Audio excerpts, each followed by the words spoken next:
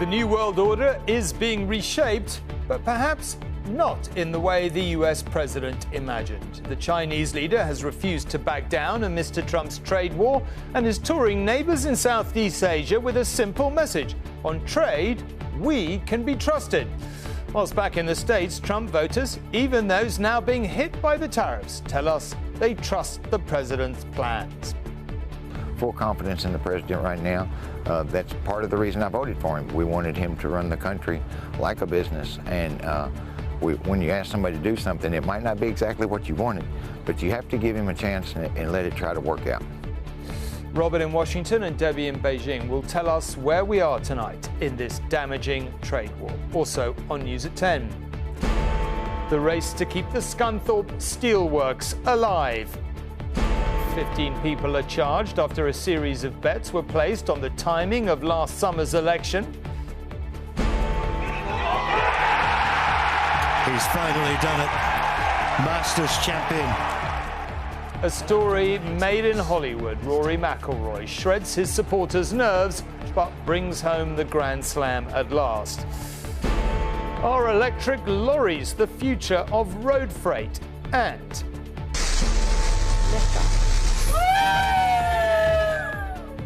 celebrities in space as Katy Perry brings home the prize for most baffling quote of the year. This experience has shown me you never know how much love is inside of you, like how much love you have to give and how loved you are until the day you launch.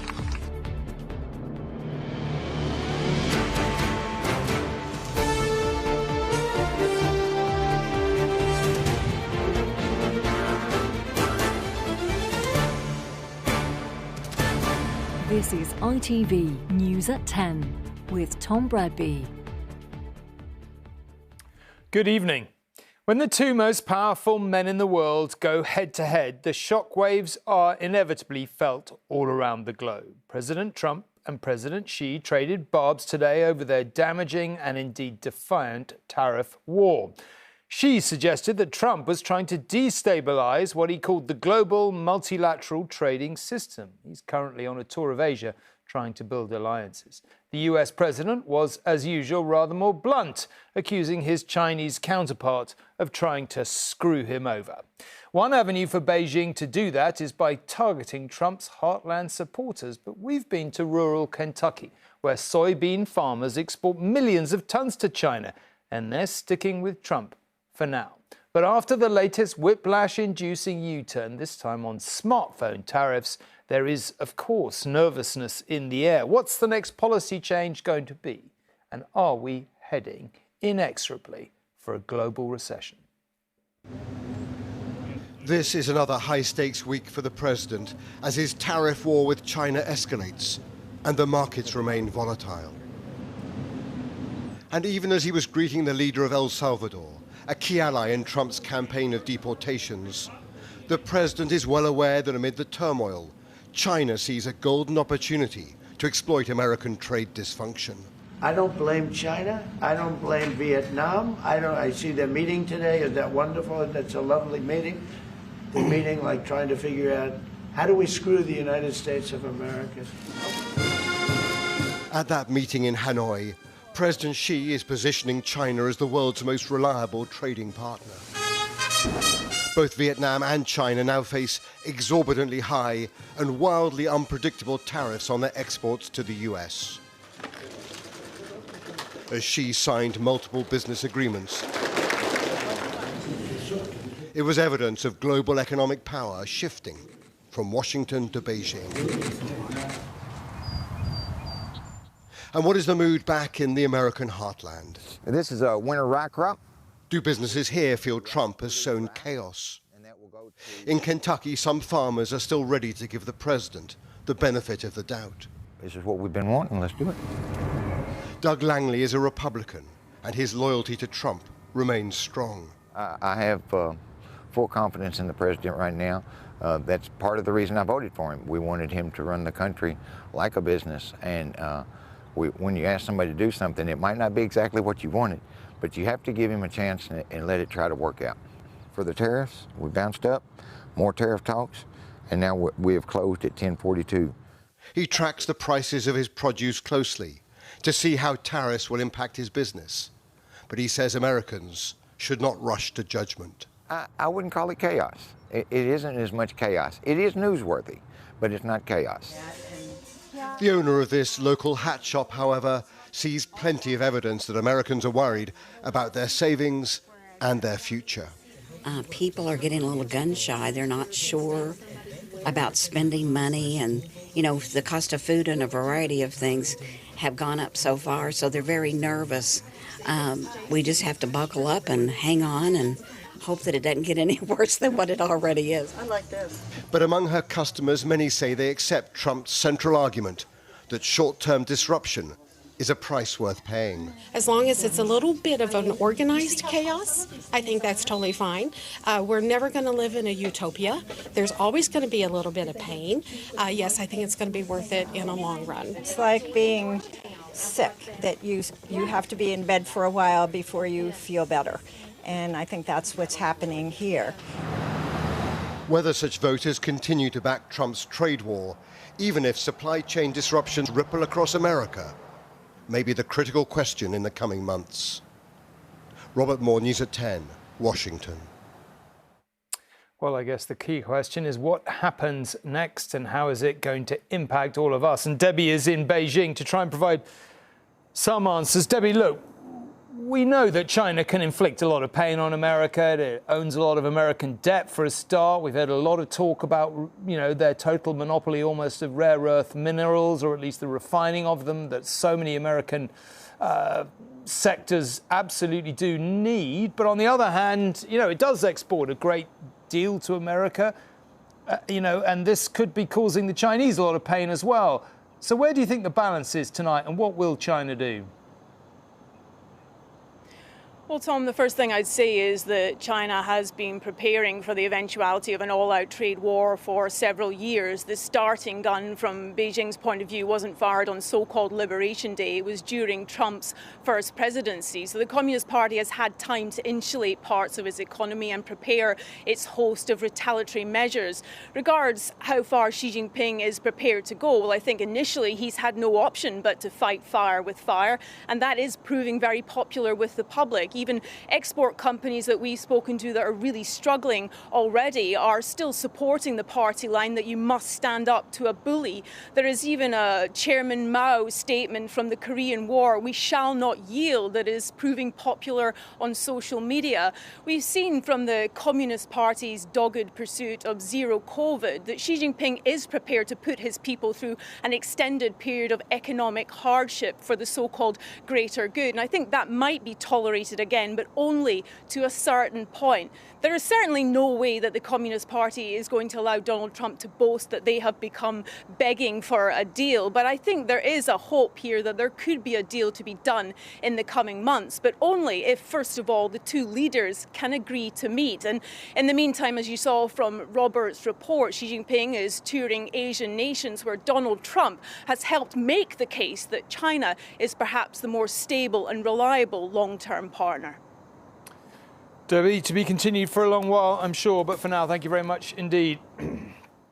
Now, Scunthorpe Steelworks lies just half an hour down the road from Immingham Docks, a proximity that could be vital over the coming days. As soon as crucial supplies of coal and iron ore are unloaded, they'll be rushed to the plant, which is running critically low. Without the materials, it is feared the blast furnaces could have to be shut down for good. The Deputy Prime Minister, Angela Rayner, said it wouldn't come to that today, but workers say they won't believe the steelworks are safe until they see it for themselves.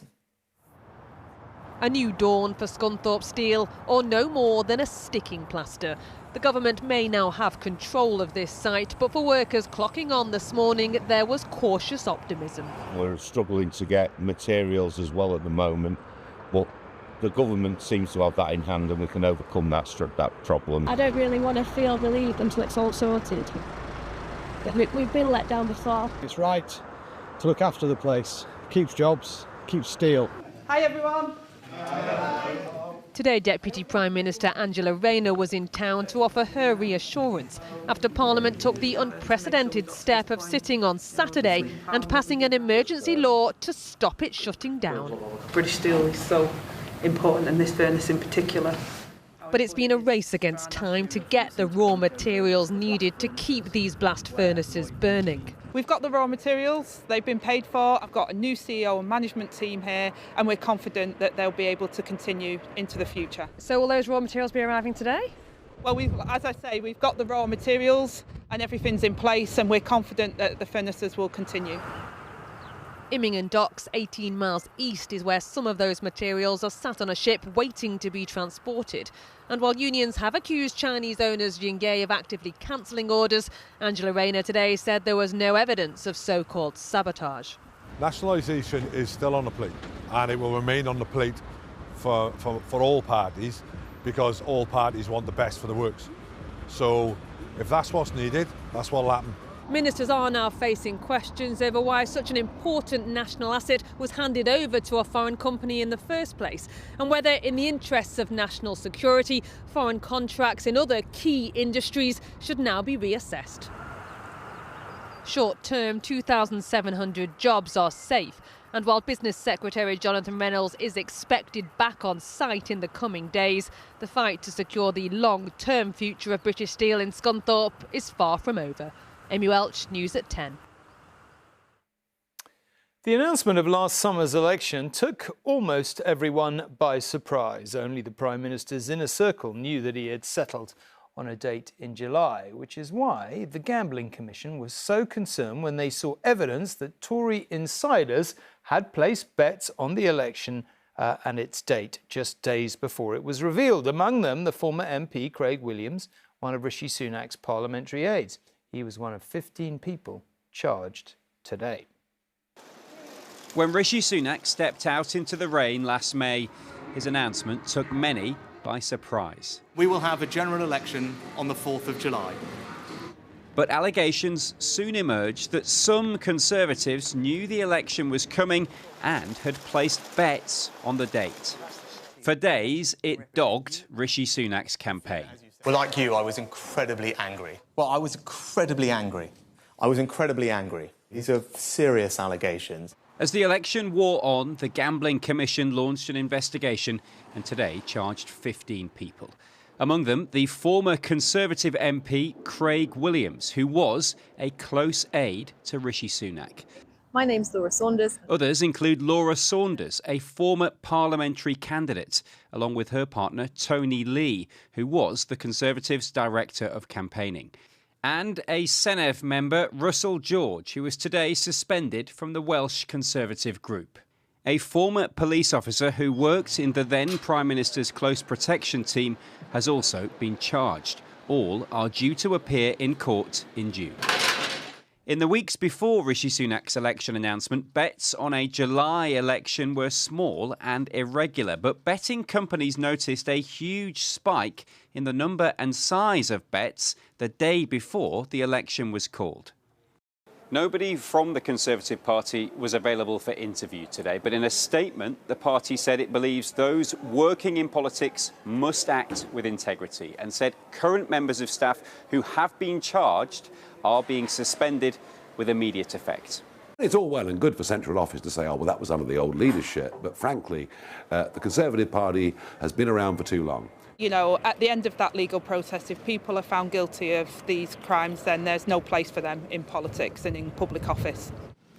Last year's election result was the worst in Conservative Party history, not helped by a betting scandal allegedly involving its own officials. Harry Houghton, News at 10.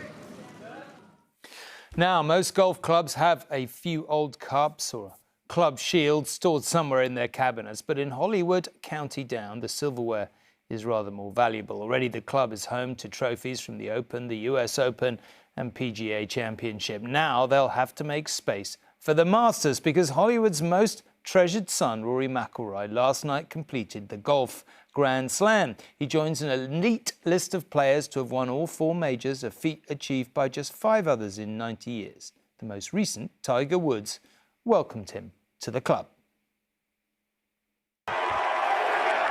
But for final day demons, Rory McIlroy might have got here a long time ago. At last, the elusive green jacket is his. But boy, did he torment himself and torture his fans and family while earning it. Well clear with less than half a round to play, the ghosts of disasters past came back to haunt him. Oh, Rory, what on earth was that? Looking on at his hometown club, hearts always racing. Those who could bear to watch did so through their fingers. Rory's trying it. Bravery and brilliance brought him back from the brink time and again. Absolutely incredible. Is this the magical moment to save him? Until, with the prize just a few feet away, his genius deserted him. It all meant a shootout with Justin Rose. Did McIlroy have the resilience to go again? Well, that's when the boy from Hollywood scripted an ending worthy of an Oscar-nominated thriller. He's finally done it. Masters champion. Unforgettable and well worth waiting for. Just a complete roller coaster of emotions today, and honestly, you know, what came out of me on the last green there in the playoff was, you know, at least 11 years, if not 14 years of pent-up emotion. When a very young McIlroy performed his party piece on primetime TV, no one could have dreamt what was coming. Many years later, an already remarkable career has a new chapter. You haven't got room for... Oh, we'll make room. Soon they'll have to shuffle things around for the trophy that completes Rory's set. We have been on this long, long journey with Rory. So he has put us through the mill. He certainly put us on a roller coaster last night. But we are delighted that final putt went in. I don't think we could have taken much more. The last player before McIlroy to join the exclusive Grand Slam club was Tiger Woods. Welcoming the Irishman today, he posted, "Your determination during this round and this entire journey has shown through, and now you're a part of history. Proud of you." The only slight disappointment back in Northern Ireland is the man himself won't be using this space for a few days yet, so the face-to-face celebrations will have to wait a little longer. Steve Scott, News at 10, Hollywood, County Down. Now, there is still no end in sight for the bin strike that has seen rubbish bags pile up in parts of Birmingham today. The Unite Union rejected the council's latest offer, and Stacey is in Birmingham tonight. Where does this leave us, Stacey, do you think? Well, we're now 6 weeks into this strike, and the talks between the bin workers and the unions looked like they were progressing last week. How wrong we were, because today 97% of those involved in this dispute that voted in the ballot rejected this new offer from the City Council that has been backed by the Deputy Prime Minister, Angela Rayner. We don't know the exact details of the offer that's been put on the table, but what the union have told us is that it would involve a payment to around 150 workers, but many would still be worse off, and they said, it's unsurprising really, that they overwhelmingly rejected it. A one-off lump sum payment is all very well, but if you are going to be losing around £8,000 every single year, that's the reality. That's £16,000. Don't forget, that's the top end. Some people will receive a lot less than that. We also haven't got anything in there for the drivers. So the drivers are not included in any of this. They will face a loss. There's no doubt that improvements have been made. The City Council says around 11,000 tonnes of dumped rubbish has been shifted since the start of this month, thanks to private contractors, local councils neighbouring this authority helping out. And also now we know the army are being called in, not boots on the ground, but they'll be helping with the logistics. But in a dispute that is largely around saving money, this is costly for Birmingham City Council and its council taxpayers, who tonight are again putting their bins out, simply not knowing when they're going to be collected.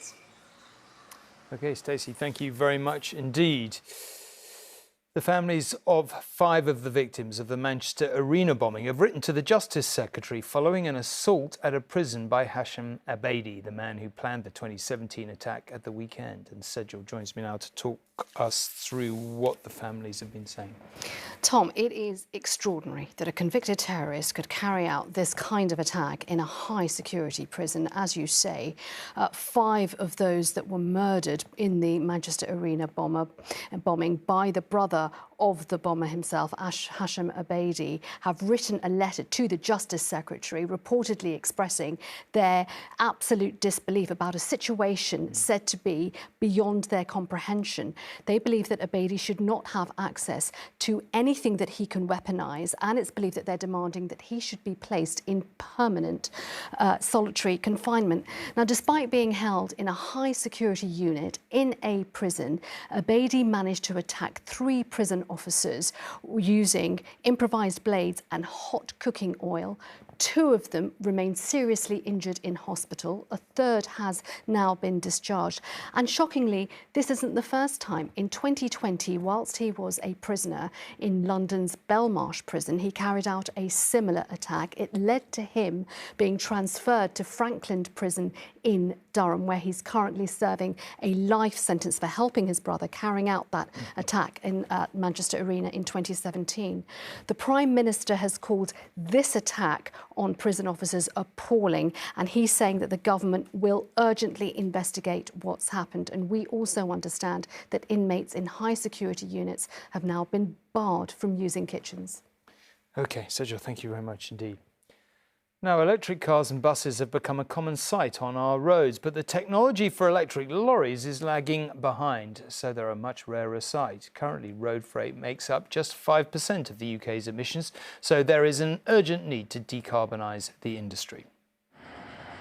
Nestlé fills 4,000 lorries a week in the UK. A huge operation, but just a tiny fraction of the logistics and supply chain industry which employs 2 million people in our country. Diesel trucks are the workhorses, economical and reliable, but dirty, which is why electric alternatives are being tested. We still need to get Kit Kats out to our customers and onto the shelves, but we're now using vehicles that maybe have challenges in terms of range. There's infrastructure that we haven't necessarily had to deal with before. I learned to drive, obviously, like all drivers in a diesel, so transitioning to new fuels is it's a learning curve for us.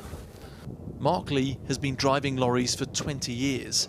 He's now involved in Project Jolt, an industry-funded test of what's possible and practical. One of the main challenges is range anxiety. The journey, knowing that if you're held up, if you're diverted, if you come across a problem, that you've got enough fuel to get you out of that problem. Electric trucks are getting better all the time, but at the moment, the statistics don't really stack up. Whilst a traditional truck costs about £160,000, an electric one is more like £300,000. The electric truck can carry 18% less payload, and when they are fully loaded, the range of a traditional truck is around 800 miles. The electric, it's still only 130. There's another challenge: charging. To electrify all lorries would require a third as much power as we currently use across the whole country. We've got tens of thousands of facilities like this which are going to have to be connected to the electricity grid. So getting a grip on that and working out how that electricity supply is going to be provided, that's the most important thing by far for the government to do. With new diesel lorries being phased out from 2035, delivering that infrastructure will be a serious test of logistics. Martin Stew, News at 10, York. A pint of flat beer served at room temperature is often widely maligned outside the UK, but it could soon be placed on a par with French baguettes and Turkish coffee. A campaign is underway to get the practice of brewing and serving cask beer, craft beer recognised as a protected craft by UNESCO. Unfiltered, unpasteurised, unprocessed, and as yet unrecognised for its place in British culture. Cask ale may not be to everyone's taste, but its aficionados insist it's neither warm nor flat. So what I love about this is the hop character that it has. The hops are the Fuggle variety that comes from a farm down in Kent called Hewkins that have been going for 100 years. And what it brings is a real kind of hedgerow fruitiness and a nice subtle spiciness that really cuts through the kind of the richer malt. These beers are much, much softer, much, I guess, kind of smoother in character. Johnny Garrett has launched a petition to secure a UNESCO Intangible Cultural Heritage listing for cask ale and the pubs that serve them. For one, it's drunk all over the United Kingdom. We're certainly in the beer world sort of the envy of the world in terms of the sort of the 4% bittersweet, really malt-forward beers that we produce that are at their absolute best on cask. So it's a truly sort of unique culture that we've built around these very special beers. Unlike its keg counterparts, cask beer's delivered to the pub unfinished and given its final fermentation in the barrel.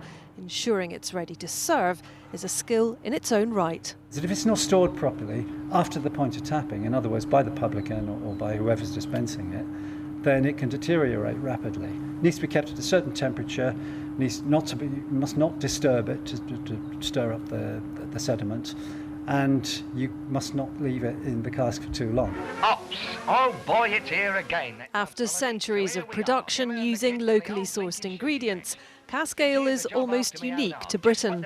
It's been used to pay people for kind of hot, sweaty work on farms. It's been used to celebrate. It's been used to kind of refresh people. It was used because people couldn't really trust water. So I think it definitely should be part of our history, should be celebrated by UNESCO, celebrated by us. But I think other things should join it as well. The UK only ratified UNESCO's Intangible Cultural Heritage Convention last year, announcing last week the creation of an inventory of living heritage. Cask ale campaigners hope they can pull in public support to achieve international recognition. Martha Fairley, News at 10. Finally this evening, Katy Perry clearly didn't think that any of her own songs had the gravity for a trip to space today. She opted to sing What a Wonderful World as the all-female crew prepared for takeoff. And what a wonderful view the 6 women had as they reached the outer limits of the Earth, albeit for just a few minutes. The star-studded crew also included the TV presenter Gayle King and Lauren Sanchez, whose fiancé Jeff Bezos just happens to own the whole operation. Katy Perry said afterwards that the whole experience showed you never know how much love is inside of you. Why? Well, your guess is as good as mine. You guys, I will have to tell you, look at the moon. She's been to space and she liked it. Katy Perry kissing a daisy to represent her daughter and then the ground after touching down safely in Texas. This experience has shown me you never know how much love is inside of you, like how much love you have to give and how loved you are until the day you launch. Part of a women-only crew on board billionaire Jeff Bezos' space tourism rocket. Each crew names themselves. The pop star joined 5 others, an ex-NASA rocket scientist, a civil rights campaigner, and Bezos' fiancée among them, wearing blue bodycon suits made by the designers at Oscar de la Renta. Command engine start. 2, 1, ignition. Katy Perry sang What a Wonderful World to the crew after liftoff. Celebrity friends almost unable to watch below. Oprah there to support TV presenter Gayle King. I have never been more proud of my friend than today. I didn't want to hear about it for the next 15 years. I wish I had gone, and I said, there's only one time that all the women are going up for the first time. There will be other trips, but there's only one first time. This first time is actually the second woman-only space trip. The first was Valentina Tereshkova's solo flight in 1963. Katy Perry and her pals had a total journey time of around 11 minutes, 4 of them spent at the Kármán line, the internationally recognised boundary between our planet and space, 62 miles up, before parachuting back down to Earth. This wasn't a ride, it wasn't a destination, it was a journey, and it was a supernatural one. Katy Perry hopes her journey inspires young girls to become astronauts. She also says she's 100% going to write a song about her experience. Olivia Guthrie, News at 10. Will it be about all the love inside of you? I wonder. That's it for tonight. See you tomorrow. But for now, good night. Thanks for watching.